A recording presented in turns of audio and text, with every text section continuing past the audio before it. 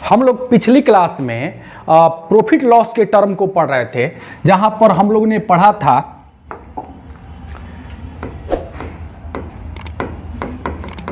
Profit loss के बारे में पढ़ रहे थे, कुछ अध्ययन किए थे।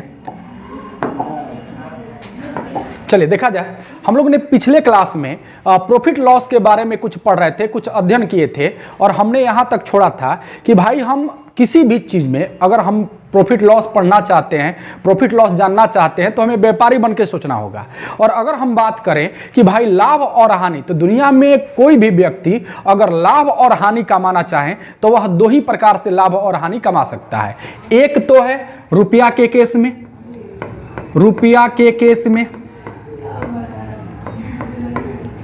रुपया के केस में, और दूसरा टर्म है वस्तु के केस में।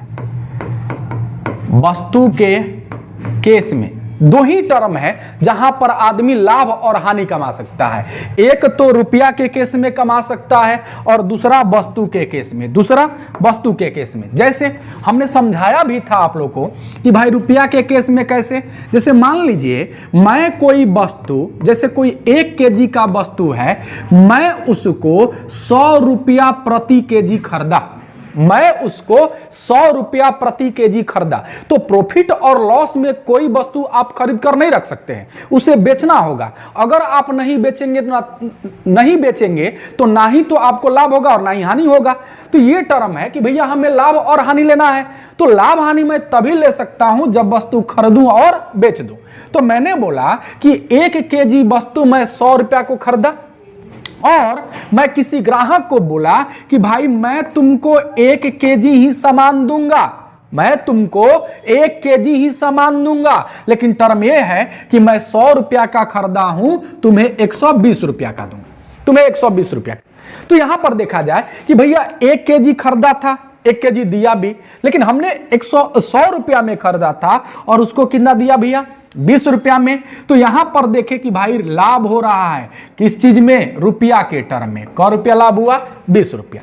अब अगर बात करूं कि भाई वस्तु के टर्म में कैसे होगा, वस्तु के टर्म में जैसे मान लीजिए हम किसी व्यापारी को, किसी ग्राहक को हम ये कहते हैं कि भाई मैं 1 केजी यानी ग्राम में अगर कन्वर्ट करूं तो 1000 ग्राम मैं 100 रुपया में वस्तु खरीदा हूं, कोई भी वस्तु मैं 100 रुपया में 1000 ग्राम खरीदा हूं, तुम्हें ही 100 रुपया में दूंगा, तुम्हें भी 100 रुपया में दूंगा। लेकिन मैंने क्या किया कि उसमें बेईमानी करके उसे 800 ग्राम दे दिया, 900 ग्राम दे दिया। तो यहां पर देखिए 100 रुपया में खरीदा था, 100 रुपया में बेच दिया, लेकिन टर्म क्या हुआ कि मैं 1000 ग्राम खरीदा था, उसे 800 ग्राम दिया, तो अब मुझे लाभ होने लगा क्या चीज में भाई, वस्तु में। क्या चीज में भाई, वस्तु में। तो आप लाभ और हानि वस्तु के केस में और रुपया के केस में, यही दोनों टर्मों में कमा सकते हैं और किसी भी टर्म में नहीं। तो थोड़ा सा हम समझते हैं भाई, हमने जान गया कि मैं लाभ और हानि जो है दो ही टर्मों में कमा सकता हूं, या तो रुपया में या तो वस्तु में। तो अगर मैं कहूं रुपया के केस में लाभ हानि, रुपया के केस में अमाउंट के केस में अगर लाभ हानि हो, तो आप कहोगे कि लाभ या हानि प्रतिशत, लाभ या हानि प्रतिशत बराबर लाभ या हानि बटा में क्रय मूल्य, क्रय मूल्य गुणे 100, गुणे 100 देखा जाए, गुणे 100।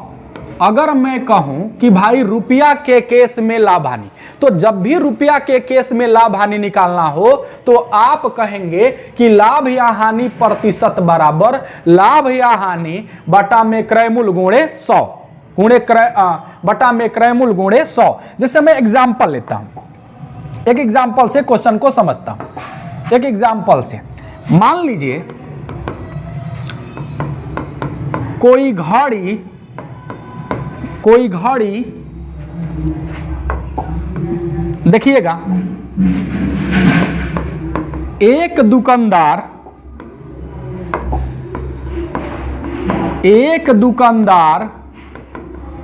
कोई घड़ी 500 रुपया में खरीद कर 700 रुपया में किसी ग्राहक को बेच देता है तो लाभ प्रतिशत ज्ञात करें। एकदम छोटा सा क्वेश्चन, एग्जांपल से समझते हैं। मैंने एक क्वेश्चन दिया कि भाई कोई व्यक्ति है, कोई दुकानदार है, एक घड़ी जो वह 500 रुपया में खरीदकर 700 रुपया में किसी ग्राहक को बेच देता है। तो भाई खरीदा कितना में है? खरीदा कितना में है? तो 500 रुपया में। और बेचा कितना में? तो भाई 700 रुपया। तो 500 रुपया में खरीदा, 700 रुपया में बेच दिया, तो आखिर कितना ज्यादा धन कमाया? 200 रुपया। और यह 200 धन किस पर कमाया? भैया धंधा तो 500 का किया था ना, तो इसी पर ना कमाया। तो बटा में क्रय मूल्य आप प्रतिशत खातिर 100, तो 00 से 00 20 बार में यानी 20 दूना के यानी 40% का वह लाभ कमा लिया। 40% का वह लाभ कमा लिया। तो ये वस्तु का टर्म, सॉरी रुपया का टर्म हुआ कि रुपया के टर्म में जब भी लाभ हानि कमाना हो तो लाभ और हानि प्रतिशत बराबर लाभ या हानि बटा में क्रय मूल्य और गुणे 100 होता है, गुणे 100 होता है। अब देखा जाए, अब देखते हैं हम लोग, देखा जाए अब हम लोग अमाउंट का केस देते हैं, सॉरी धन भाव का, वस्तु का केस हम लोग देखते हैं। वस्तु का केस देख लेते हैं कि वस्तु के केस में क्या क्या प्रभाव होता है। देखा जाए भाई, अगर मैं बात करूं वस्तु या भाव का केस, भाव का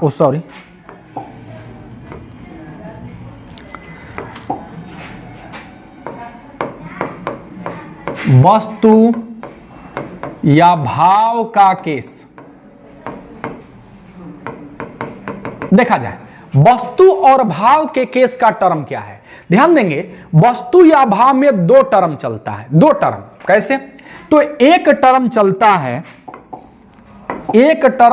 है पहला कि यदि प्रश्न में सेलिंग प्राइस और क्रय मूल्य या क्रय मूल्य या सेलिंग प्राइस दिया हो या अनकाउंटेबल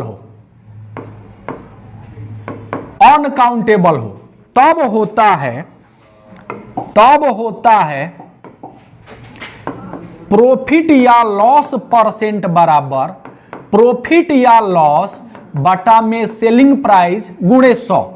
प्रॉफिट या लॉस बटा में सेलिंग प्राइस गुणे 100 होगा। ध्यान रखेंगे, अगर वस्तु या भाव का केस हो तो वस्तु और भाव के केस में जब प्रश्न में सेलिंग प्राइस और क्रय मूल्य या सेलिंग प्राइस या कोई अनकाउंटेबल टर्म हो तब प्रॉफिट या लॉस परसेंट बराबर होता है प्रॉफिट या लॉस बटा में सेलिंग प्राइस गुणे 100। दूसरा टर्म देखा जाए, एक और टर्म होता है, देखा जाए दूसरा टर्म। देखिए दूसरा टर्म क्या होता है भाई, अगर प्रश्न में सेलिंग प्राइस दिया हो, विक्रय मूल्य दिया हो और विक्रय मूल्य के अकॉर्डिंग लाभ या हानि हो, तब प्रॉफिट या लॉस परसेंट बराबर प्रॉफिट या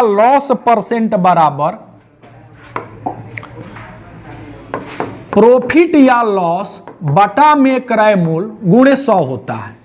प्रॉफिट या लॉस बटा में क्रय मूल्य गुणे 100 होता है। ध्यान देंगे, हम लोग ने अभी सीखा कि भाई हम लाभ किस टर्म में कमा सकते हैं, तो हम लाभ दुनिया में दो ही टर्मों से कमा सकते हैं, एक या तो रुपया के केस में, ना तो वस्तु के केस में। अगर रुपया की केस की बात करूं, धन की केस की बात करूं तो होता है, तो लाभ परसेंट बराबर होता है लाभ या हानि बटा में क्रय मूल्य गुणे 100। लाभ या हानि बटा में क्रय मूल्य गुणे 100, ये रुपया का केस है।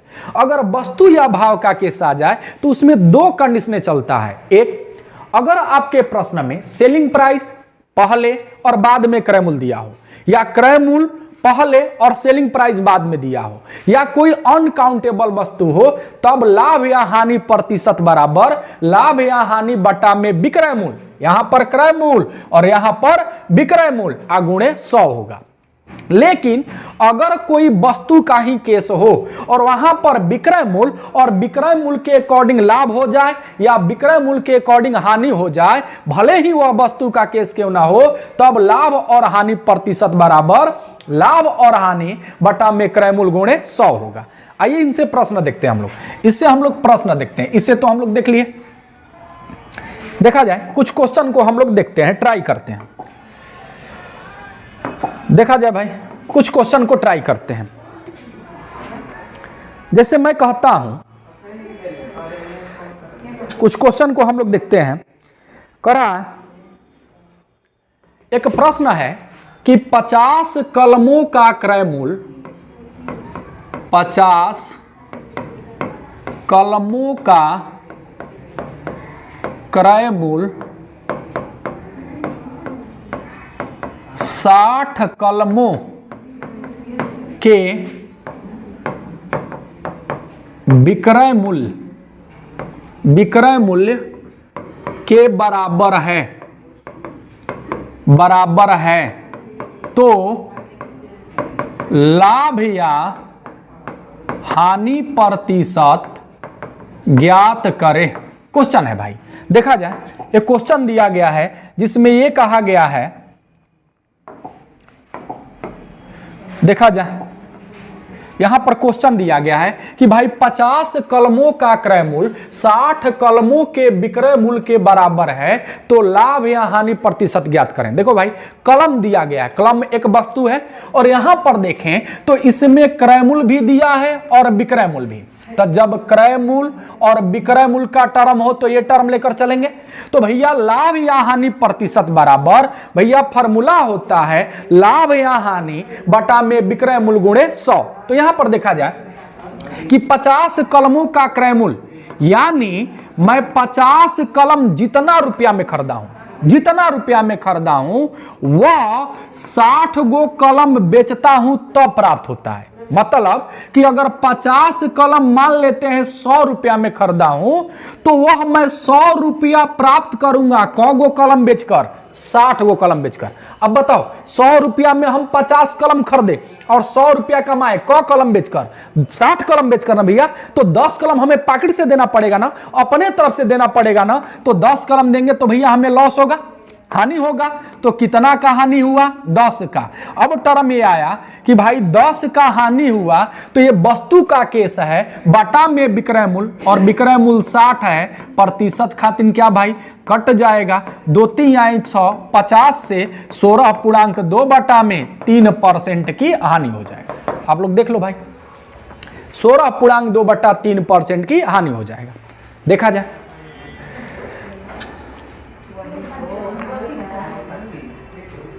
चलिए एक क्वेश्चन और देखते हैं हम लोग। अब इस पर एग्जांपल देखते हैं, एक क्वेश्चन और देखा जाए।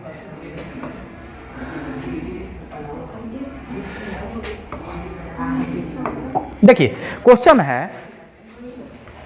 है कि एक दुकानदार 75 किताब बेचता है और 75 किताबों के विक्रय मूल्य के बराबर लाभ कमाता है। क्वेश्चन दिया गया है, एक दुकानदार 75 किताब बेचता है और 15 किताबों के विक्रय मूल्य के बराबर लाभ कमाता है, लाभ कमाता है, तो उसका लाभ प्रतिशत ज्ञात करें, लाभ प्रतिशत ज्ञात करें। चलिए देखा जाए तो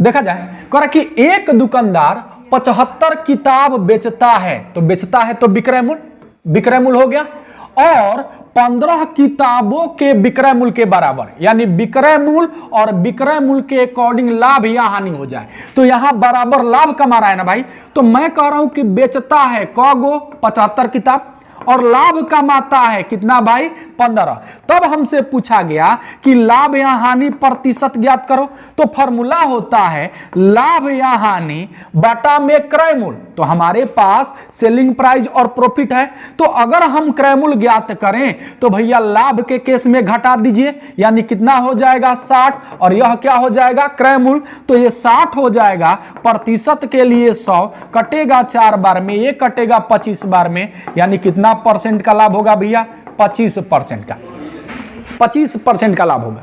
आप देख लीजिए, देख लिया जाए, 25% का लाभ होगा, 25% का लाभ होगा। चलिए देखा जाए, एक क्वेश्चन और देखते हैं, एक क्वेश्चन और देखा जाए तो एक क्वेश्चन और, क्वेश्चन दिया गया है, एक दुकानदार कहता है, एक क्वेश्चन है, एक दुकानदार कहता है कि मैं सभी वस्तुओं को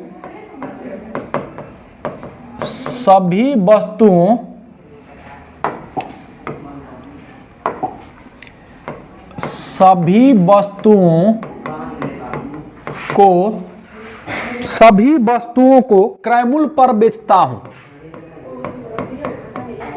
क्रय मूल्य पर बेचता हूं,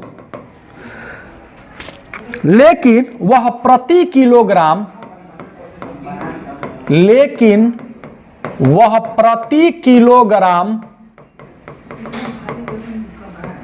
प्रति किलोग्राम 150 ग्राम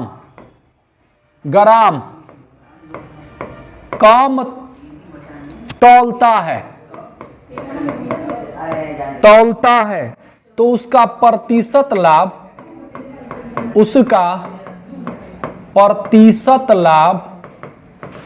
ज्ञात करें।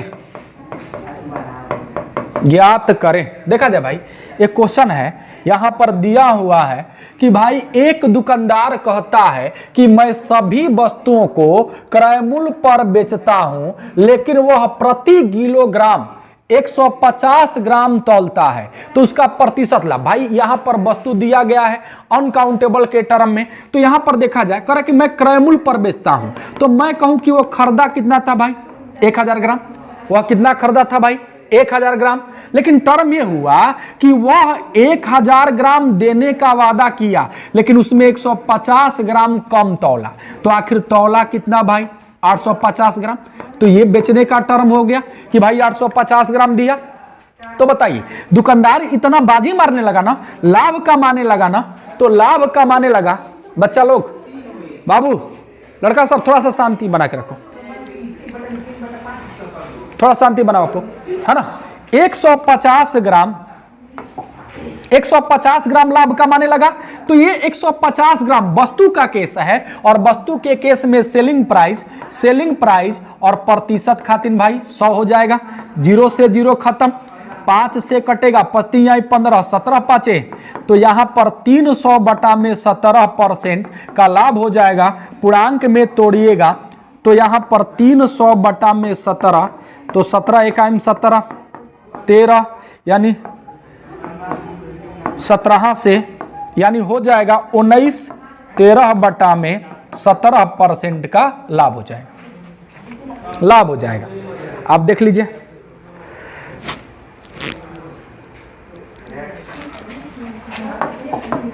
ओह सॉरी, ये गलती से लिखा गया, देखा जाए।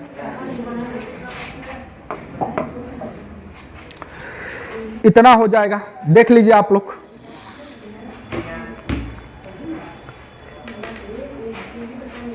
चलिए एक क्वेश्चन और देखते हैं, एक क्वेश्चन और देखा जाए।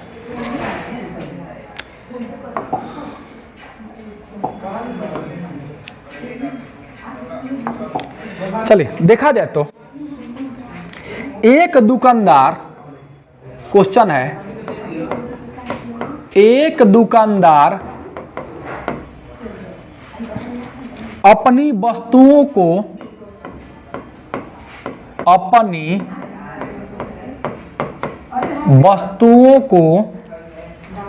20% अधिक मूल्य पर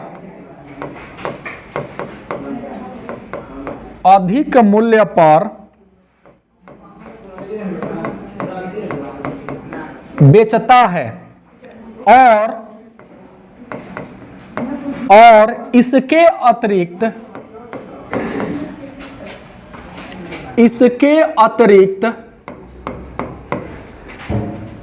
वह प्रति किलो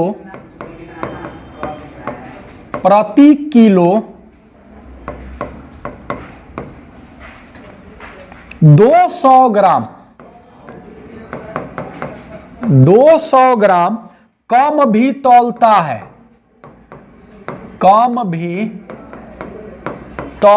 है, तो उसका कुल प्रतिशत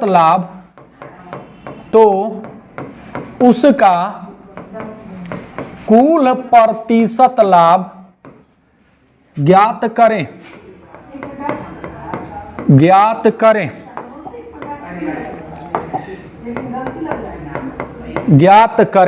चलिए देखा जाए, एक क्वेश्चन है कि भाई एक दुकानदार अपनी वस्तुओं को 20% अधिक मूल्य पर बेचता है। 20% अधिक मूल्य पर, कहने का मतलब है कि कोई दुकानदार है, वह जितना में खरीदा है, वस्तु का टर्म है, जितना में खरीदा है उसे 20% ज्यादा में देगा, 20% ज्यादा में देगा ना। तो 20% ज्यादा में बेचता है और इसके अतिरिक्त वह प्रति किलो 200 ग्राम कम तौलने लगा।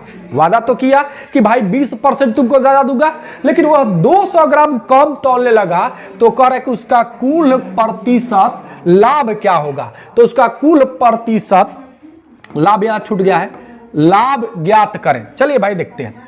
अगर मैं कहूं कि भाई वह देने का वादा किया कि मैं तुम्हें बेचूंगा भाई 20% ज्यादा पर, तो अगर मैं कहूं वह खरीदा कितना में होगा भाई, वस्तु का टर्म है तो 1000 ग्राम खरीदा होगा।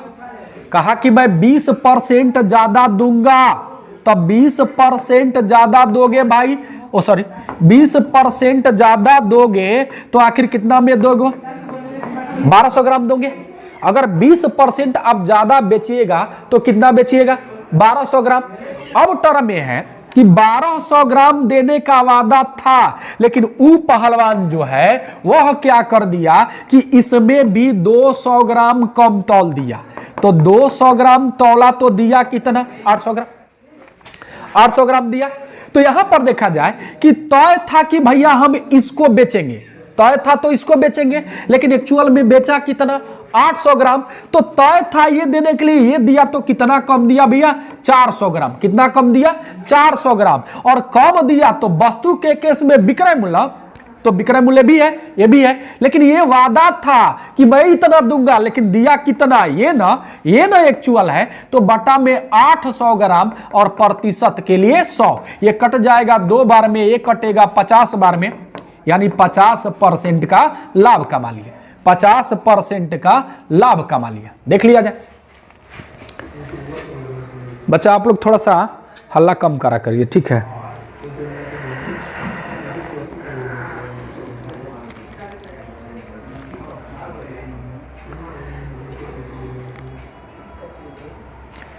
चलिए आगे देखते हैं,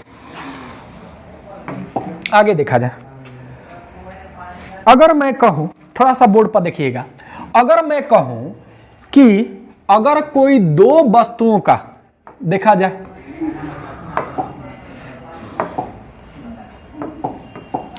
कोई, देखा जाए, कोई 2 वस्तुओं का विक्रय मूल्य समान हो, विक्रय मूल्य समान हो, तथा उनमें समान परिवर्तन हो रहा हो।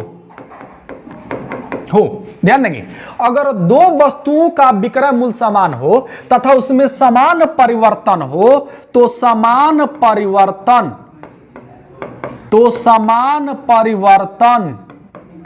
बराबर ऑलवेज लॉस होता है, हमेशा लॉस होता है, और लॉस बराबर होता है ए स्क्वायर बटा में 100, ए स्क्वायर बटा में 100।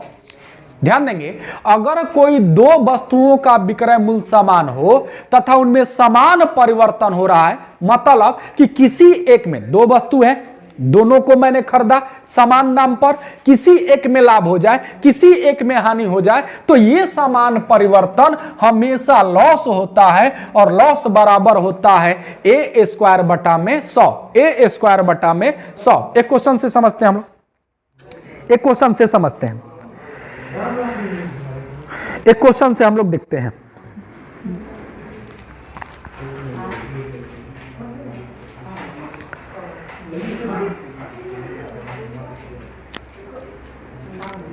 देखा जाए, देखा जाए भाई, एक क्वेश्चन हम लिख रहे हैं, देखिएगा, दो वस्तुओं में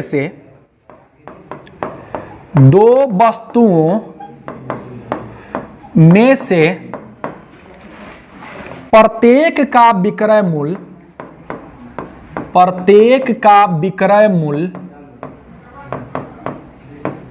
मूल्य 3910 रुपया, 3910 रुपया है। यदि उसमें से एक को 15% लाभ तथा दूसरे वस्तु को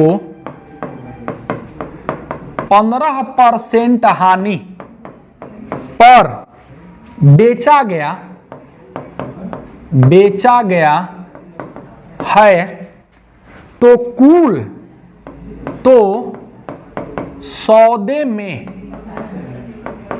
कुल लाभ या हानि प्रतिशत ज्ञात करें। ध्यान देंगे भाई, कहा गया यहां पर कि दो वस्तु है, दो वस्तुओं में से प्रत्येक का विक्रय मूल्य इतना रुपया है, दो वस्तु है और दो वस्तुओं को बेचा गया 3910 और 3910 रुपया में। इस टर्म में कहा गया कि एक को 15% लाभ पर तथा दूसरे वस्तु को 15% हानि पर बेचा गया, तो सौदे में लाभ या हानि परसेंट ज्ञात करें। तो ध्यान देंगे, इनमें समान परिवर्तन हो रहा है ना भैया, एक तो विक्रय मूल्य का टर्म है, एक तो विक्रय मूल्य का केस, और इनमें परिवर्तन जो हो रहा है वह समान परिवर्तन हो रहा है, सेम हो रहा है, चाहे एक में लाभ हो या एक में हानि। तो इस केस में हमेशा लॉस होता है, हानि होता है, और हानि ए स्क्वायर बटा में 100। ए क्या मानेंगे, तो किसी एक को ए मान लीजिए, यानी 15 गुणे 15, ध्यान देंगे 15 गुणे 15 अब बटा में 100 हल करेंगे तो 225 बटा में 100 यानी 2.25% की क्या हो जाएगा भाई, हानि हो जाएगा, 2.25% की हानि हो जाएगा। ध्यान दीजिए, ध्यान से देखिए, समझिए, और दिक्कत हो तो चैट बॉक्स में मैसेज किया जाए।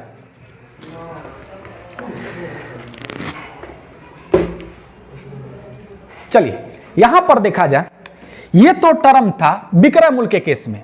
अगर विक्रय मूल्य की केस की बात करूं भैया, अगर विक्रय मूल्य के केस की बात करूं तो हमने पता किया कि विक्रय मूल्य के केस में अगर समान परिवर्तन हो, समान का मतलब एगो में लाभ और एगो हानि, दोनों का टर्म सेम टू सेम हो, तब इस केस में हमेशा लॉस होता है। लेकिन अगर मैं बात करूं क्रय मूल्य के केस में, क्रय मूल्य के केस में, क्रय मूल्य के क्रय मूल्य के केस में यदि समान परिवर्तन हो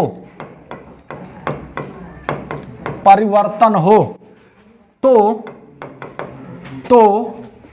नो प्रॉफिट और नो लॉस।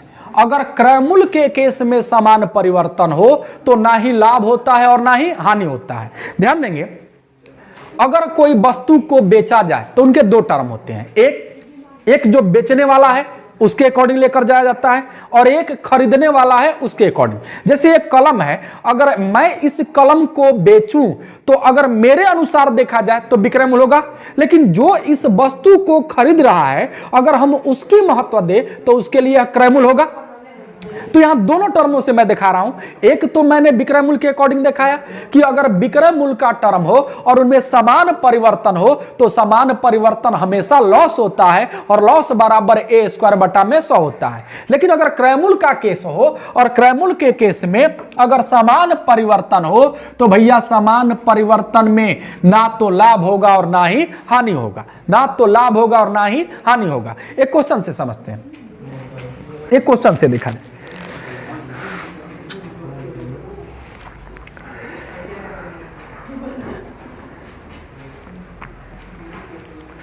एक क्वेश्चन से समझते हैं। जैसे देखा जाए, अगर मैं कहूं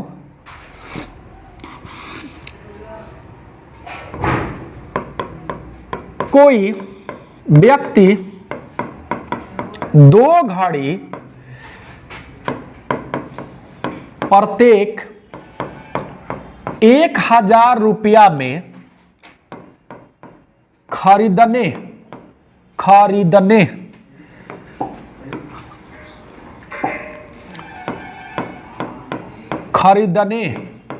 पर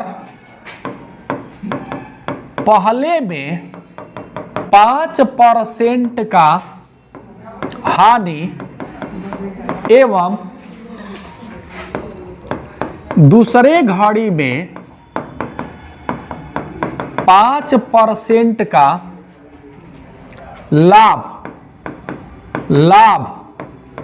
कमाता है तो पूरे सौदे पर प्रभाव बतावें। चलो भाई देखा जाए, कहा गया कि कोई व्यक्ति है जो 2 घड़ी प्रत्येक 1000 रुपया में खरीदता है तो क्रय मूल्य का केस हो गया, और एक पर 5% की हानि और दूसरे पर 5% का लाभ यानी सेम प्रभाव हो गया। तो कह रहा कि क्या प्रभाव होगा, मतलब लाभ हुआ हानि हुआ, क्या प्रभाव हुआ। तो ये टर्म पूछा गया। तो भाई क्रय मूल्य खरीदने का टर्म मतलब क्रय मूल्य का केस ना, और जब क्रय मूल्य का केस हो समान परिवर्तन हो तो ना ही लाभ होता है और ना ही हानि होता है। इसको समझते हैं हम लोग। जैसे मैं कहता हूं कि भैया प्रत्येक घड़ी 1000 रुपया में खरीदा, यानी पहला वाला भी घड़ी 1000 में और अगला भी घड़ी 1000 में, तो मैं बोला कि भाई खर्चा कितना कर दिया 2000 रुपया। तो यहां खरीदने की बात है और खरीदने के टर्म में देखा जाए, खरीदने के टर्म में इस पर 5% हानि हुआ और इस पर 5% का लाभ हुआ। तो अगर मैं हानि की बात करूं या लाभ की बात करूं तो इस हानि और लाभ से क्या निकाल सकते हैं भाई, तो हानि और लाभ से 2 ही चीज निकाल सकते हैं, वो या तो विक्रय मूल्य निकालिएगा ना तो क्रय मूल्य। अगर लाभ या हानि परसेंट दिया हो तो इससे 2 ही चीज निकाला जा सकता है, या तो क्रय मूल्य निकलेगा ना तो विक्रय मूल्य। कैसे निकलेगा इसको हम समझाएंगे थोड़ा देर में। तो अभी मेरे पास क्रय मूल्य है तो अब क्या निकालेंगे भाई, विक्रय मूल्य। तो विक्रय मूल्य आगे का घटना है तो आगे के घटना में होल वैल्यू का सीधा सीधा, तो 5% हानि पर होल वैल्यू 95% है तो 100 प्लस यहां भी 1000 है और 5% लाभ पर होल वैल्यू 105 बटा में 100 हो जाएगा। 00 से 00, 00 से 00 यानी यह हो जाएगा 950 और यह हो जाएगा 1050। जोड़ेंगे तो कितना हो जाएगा भैया 2000, जोड़ेंगे तो 2000। बताइए 2000 रुपया में खरीदा और 2000 में बेच भी दिया। खरीदा कितना में भाई 2000 में। बेचा कितना में भाई? 2000 में। तो जब 2000 में खरीदा, 2000 में बेच दिया, तो इस कंडीशन में क्या होगा? No profit no loss, no profit no loss. देखा जाए, देखा जाए, नो प्रॉफिट नो लॉस। चलिए आगे बढ़ते हैं। अब थोड़ा समझिएगा, अगर मैं कहूं, थोड़ा सा देखिएगा, प्रॉफिट एंड लॉस में अक्सर लोग यही घबराते हैं। जिस टर्म को मैं समझा रहा हूं उसी टर्म में अक्सर लोग घबराते हैं। ध्यान दीजिएगा, अगर मैं बात करूं कि भैया जैसे किसी भी वस्तु को, ये तो हम लोग समझ गए कि या दो ही प्रकार से लाभ कमा सकते हैं, या तो वस्तु के केस में या रुपया के केस में। मैं ये कहूं कि अगर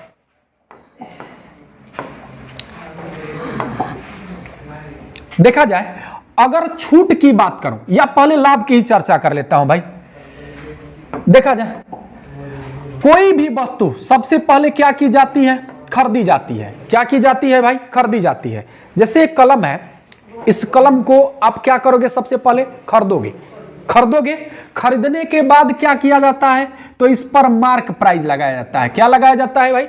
मार्क प्राइस। भैया खरीदेंगे और जिस दाम पर खरीदेंगे उसी पर थोड़ा बेच देंगे, हम उस पर अपना एक टैग लगाएंगे जिसे हम लोग क्या बोलते हैं? Mark price. और मार्क प्राइस क्यों लगाया जाता है? बेचने के लिए। क्यों लगाया जाता है? बेचने के लिए। तो ये टर्म निकल के आता है कि सबसे पहले वस्तु को खरीदते हैं, फिर उस पर एक मार्क प्राइस लगाया जाता है, और तब हम उसको क्या कर देते हैं? बेच देते हैं। तो अब यहां समझिएगा कि अगर मैं कहता हूं कि भाई लाभ जो है किस किस कंडीशन में हो सकता है, लाभ या हानि, मैं दोनों की बात एक साथ कर रहा हूं,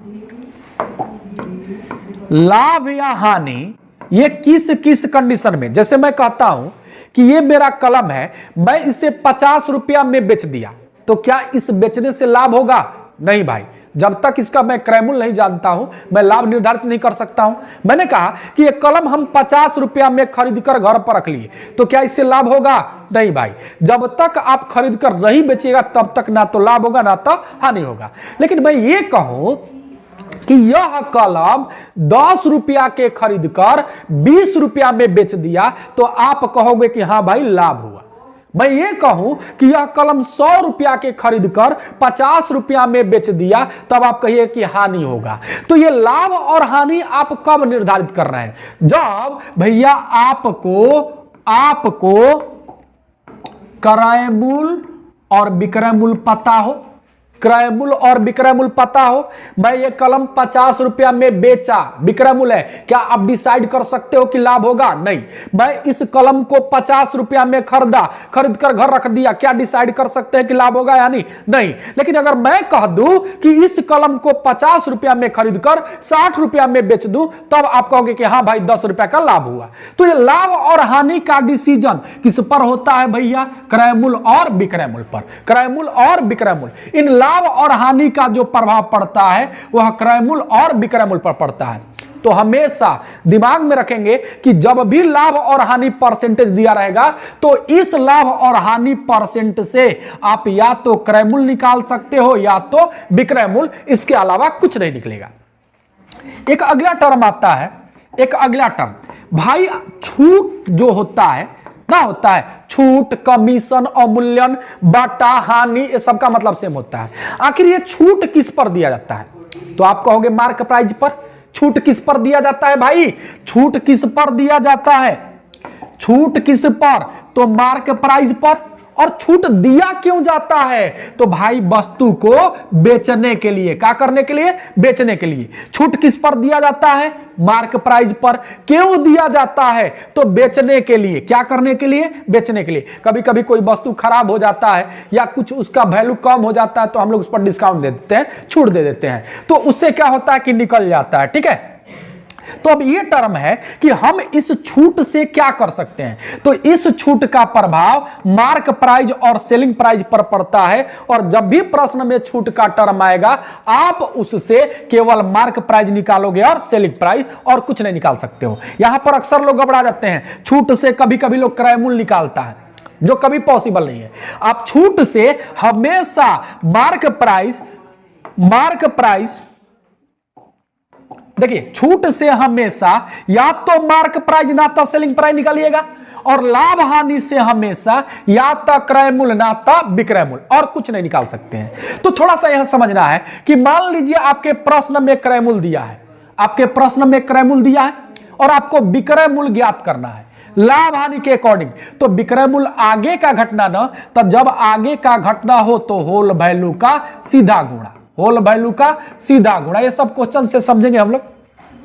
और मान लीजिए विक्रय मूल्य दिया हो, अगर मैं कहूं कि भैया विक्रय मूल्य दिया है और आपसे कह दे क्रय मूल्य ज्ञात करो, तो क्रय मूल्य पीछे की घटना ना, तब यहां पर होल वैल्यू का उल्टा गुणा। सेम इसी तरह अगर छूट दिया है और मार्क प्राइस दिया है, छूट दिया है और मार्क प्राइस दिया है और कह दे सेलिंग प्राइस ज्ञात करने के लिए, तो सेलिंग प्राइस आगे का घटना, सेलिंग प्राइस आगे का घटना, सेलिंग प्राइस आगे का घटना, तो इस टर्म में सीधा सीधा गुणा। और अगर सेलिंग प्राइस दिया हो मार्क प्राइस पूछे यानी पीछे की घटना, तो होल वैल्यू का उल्टा गुणा। ये प्रॉफिट लॉस में इसका बहुत बड़ा योगदान हो जाता है और अक्सर लड़के यहीं पर दिक्कत कर जाते हैं, यहीं पर दिक्कत कर जाते हैं। अब यहां पर हम लोग आगे से हम लोग क्वेश्चन डील करेंगे, क्योंकि यहां पर ध्यान देंगे। और कुछ टर्म भी है, एक टर्म मैं ये बता दूं, प्रॉफिट लॉस में ये भी एक टर्म चलता है कि भाई अगर प्लस प्लस हो ना तो ये घट जाएगा, यानी प्लस प्लस हो तो क्या होगा, घट जाएगा, माइनस माइनस घट जाएगा, प्लस माइनस जुट जाएगा और माइनस प्लस जुट जाएगा। कहने का मतलब ये है अगर समान जात का हो ना तो ये घट जाता है, क्या होता है, घट जाएगा, और विपरीत जात हो तो जुट जाएगा, विपरीत जात हो तो जुट जाएगा। इससे भी हम लोग काम करेंगे, ठीक है। अगर एक क्वेश्चन और भी आता है कर्मागत बटा के टर्म में, अगर कर्मागत बटा की बात कह दे तो कर्मागत बटा होता है 100 माइनस 100 गुणे 100 माइनस ए बटा में 100, 100 माइनस बी बटा में 100 गुणे 100 माइनस सी बटा में 100 डॉट डॉट जहां तक निकालना है। यह कर्मागत बटा का टर्म है। इससे भी आपको प्रश्न निकालने के लिए मिलेंगे, कर्मागत बटा समतुल्य बटा पूछा जाता है। तो आज इतना ही। जय हिंद जय भारत। फिर अगला क्लास में हम लोग क्वेश्चन लेकर के आएंगे। तब तक आप लोग इसको देखिए, लाइक करें, सब्सक्राइब करें, प्यार दें आप लोग। जय हिंद जय भारत।